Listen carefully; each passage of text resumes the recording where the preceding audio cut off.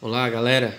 Quem fala aqui é o professor Emerson Leandro e vamos falar um pouquinho hoje sobre um tema bem cobrado em concursos, né? Que é raciocínio lógico, tá?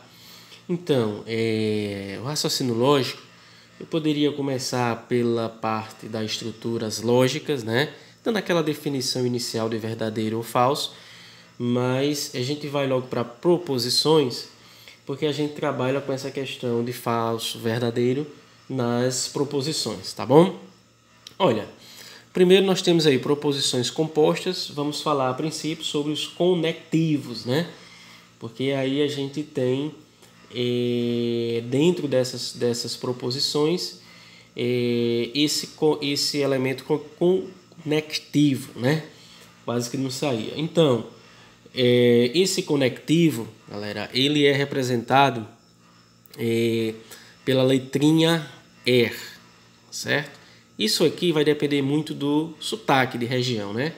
Aqui nós do Nordeste a gente chama E, como se tivesse um acento, né? Na verdade, quem está aí na região Sul-Sudeste chama de E, né? O E, né? Então, e aqui nós temos esse E, ou E, como queira chamar, que representa o conectivo, né? Dessa nossa proposição composta.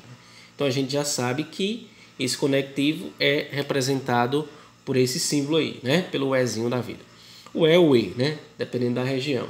Agora, esse conectivo, né? Ele é denominado de uma conjunção. Né? A gente fala, tem algumas nomenclaturas dentro do raciocínio lógico que a gente não vê muito no ensino médio, né? Vai depender muito da escola e principalmente do professor. Mas essa conjunção, né?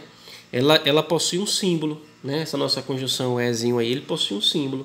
E o símbolo que trata esse cara aqui é o nosso acento circunflexo, né? O acento circunflexo na língua portuguesa, mas que na matemática representa essa conjunção, tá bom? Conjunção é. Esse símbolo a gente chama também, didaticamente, chapeuzinho, né? Para lembrar aí aos nossos colegas, né? Principalmente a galera de concurso, tá? E aí, às vezes, tem uma galera que é da área, que não é da área de matemática, né? Da área de direito, de outras áreas, de gestão pública e tal, e tá tendo esse contato pela primeira vez. Bem, então a gente já sabe que esse nosso conectivo é o E, né? Ele possui esse chapeuzinho para representá-lo, né?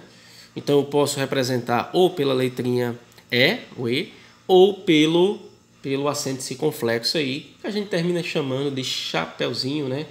Para facilitar a didática. Lembrar que a proposição composta, normalmente a gente trabalha, isso varia muito de literatura, mas normalmente a gente trabalha com a letra P e com a letra Q, tá? Então, o que acontece? Eu tenho aí essas proposições P e Q, né? Que é uma proposição composta P e Q, é chamada conjunção de P com Q, né? Então, eu vou chamar a conjunção de P com Q. E é simbolizada, obviamente, né? Colocando o chapeuzinho, né? Então eu vou dizer o que? A proposição composta P e Q, certo? A composição composta P e Q. Então lembrar que esse chapeuzinho, né, é o E, né? Esse é o nosso conectivo dessa proposição composta, tá? Então a conjunção P e Q, ela só é verdadeira, tá? Existe essa característica, isso aí não tem por onde correr, você tem que aprender, tá? Que esse símbolo aqui, certo? Significa esse chapeuzinho, o acento circunflexo, que P e Q só será verdadeira se ambas forem verdadeiras, né? Então, o meu P, ele precisa ser verdadeiro e o meu Q também precisa ser verdadeiro para que essa minha conjunção P e Q, o resultado dela, vamos dizer assim, seja também verdadeiro. Beleza? Agora, acontece, gente, que não temos como falar nisso, obviamente, sem falar da tabela verdade. Então, falando aí da tabela verdade, eu vou apagar aqui, você dá uma pausa lá no vídeo, né? E e copia, tá certo? Vou apagar aqui um pouquinho, certo? Vou apagar aqui pra gente escrever aqui a tabela verdade, tá? Então, essa tabela verdade, nós vamos escrever aqui, certo? Vou colocar aqui, vamos ver aqui, tá, vamos lá. Vamos dividir em 3 partes, certo? A primeira aqui eu vou colocar a minha proposição P, a proposição Q, e eu vou escrever, obviamente, P, chapeuzinho, Q, né? E aqui eu vou ter uma linha, certo? 2 linhas, 3 linhas e 4 linhas. Gente, detalhe, se eu tenho 2 proposições, eu tenho 2 elevado a 2 dá igual a 4. Então eu vou ter 4 linhas porque eu tenho duas proposições, tá bom? Então, vamos lá. Como montar essa tabela verdade, né? Como montar essa tabelinha aí que a gente chama da tabela verdade, certo?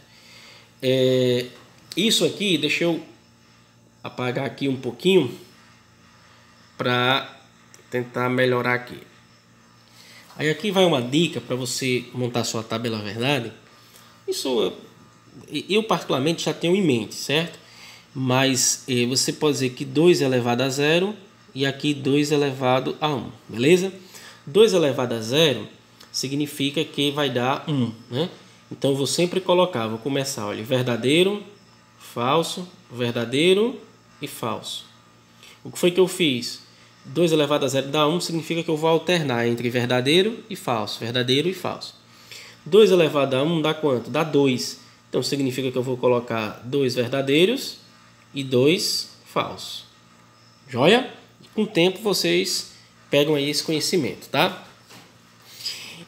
Ou se não quiser escrever nada disso que eu fiz aí, você coloca, lembrar que a primeira coluna é um verdadeiro e um falso, verdadeiro e falso. A segunda coluna, 2 verdadeiros e 2 falsos. Na terceira coluna, aí já seria 2 elevado a 2 dá 4, seria 4 verdadeiros e 4 falsos para montar. A gente está trabalhando por enquanto com 2 proposições, né? Então, gente, é o seguinte, lembre-se, quando a gente trabalha com conectivos, com tá?